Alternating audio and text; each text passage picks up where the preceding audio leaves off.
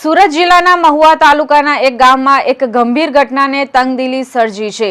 13 વર્ષીય કિશોરી સાથે છેડતીના આરોપી પરપ્રાંતીય યુવકને પોલીસે છોડી મૂકતા સ્થાનિક આદિવાસી સમાજમાં ભારે રોષ ફાટી નીકળ્યો હતો। આક્રોશિત ટોળાએ આરોપીની દુકાનમાં આગ ચાંપી અને પોલીસ પર પથ્થરમારો કર્યો હતો। જો કે પોલીસે ત્વરિત કાર્યવાહી કરીને આરોપીને વલસાડ પાસેથી ઝડપી પાડ્યો છે। જાણકારી હતી। પોલીસે આરોપી કિશનને કસ્ટડીમાં લીધો હતો। જો કે કિશોરીના પરિવારે શરૂઆતમાં પોલીસ ફરિયાદ નોંધાવવાનો ઇનકાર કરતા પોલીસે કિશનને સાંજે છોડી મૂક્યો હતો। આ સમાચાર ગામમાં ફેલાતા સ્થાનિક આદિવાસી સમાજમાં ભારે રોષ ફાટી નીકળ્યો હતો। પોલીસે આરોપીઓને છોડી મૂક્યાના સમાચાર મળતા જ 2000થી વધુ લોકોનું આક્રોશિત ટોળું એકઠું થયું હતું।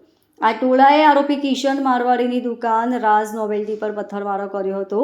કેટલાક લોકોએ દુકાનનો સામાન બહાર કાઢીને આગ લગાવી દીધી હતી। 2000થી વધુ લોકોનું ટોળું રાત્રે ભેગું થઈ જતા મામલો ગરમાયો હતો અને વાતાવરણ તંગ બની ગયું હતું। ઘટનાને પગલે ગામમાં તેમજ મહુવા અનાવલ સ્ટેટ હાઈવે પર ભારે ટ્રાફિક જામ થઈ ગયો હતો અને ટ્રાફિક જામને કારણે વાહન ચાલકોને ભારે હાલાકી ભોગવવી પડી હતી। કલાકો સુધી ટ્રાફિક જામ રહેતા પોલીસને પણ ઘટનાસ્થળે પહોંચવામાં ભારે મુશ્કેલી વેઠવી પડી હતી। પરિસ્થિતિને કાબૂમાં લેવા માટે રાત્રિ દરમિયાન પોલીસ ઘટના સ્થળે દોડી આવી હતી। જો કે ટોળાએ પોલીસનો ડર રાખ્યા વિના તેની હાજરીમાં જ દુકાનમાં પથ્થરમારો અને આગ ચાંપી ચાલુ રાખી હતી। ટોળાને અટકાવવા ગયેલી પોલીસ સાથે પણ ઝપાઝપી થઈ અને પોલીસ પર પથ્થરમારો કરવામાં આવ્યો હતો, જેમાં એક પોલીસ કર્મીને માથામાં ઈજા થઈ હતી।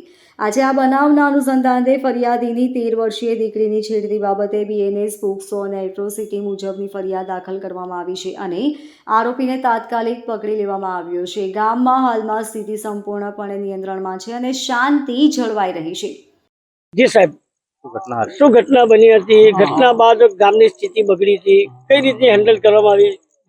બારડોલીના કરતલિયા ગામે સવારે એક બનાવ સામે આવ્યો છે। એમાં નાબાલિક દીકરી છે અને એની કોઈ દુકાનદારે સામાન લેવા જતા છેડતી કરેલી છે એવી ઘટના સામે આવેલી હતી।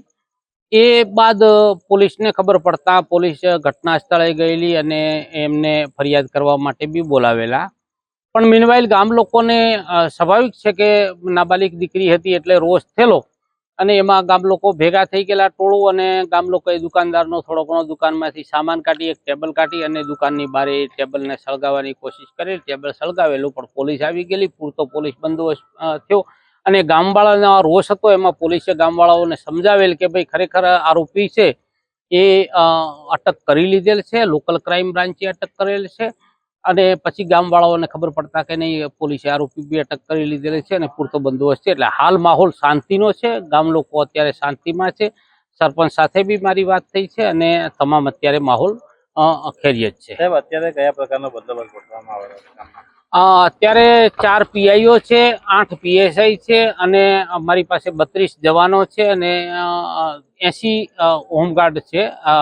તમામ ગામમાં બંદોબસ્ત ગોઠવી દીધેલો છે અને આ બાબતે કોઈ રોષ ન થાય તે બાબતે અમે આગેવાનો બી બોલાવેલા છે અને એમની સાથે પણ હું મીટિંગ કરવાનો છું। Bureau report, LK star news, Surat.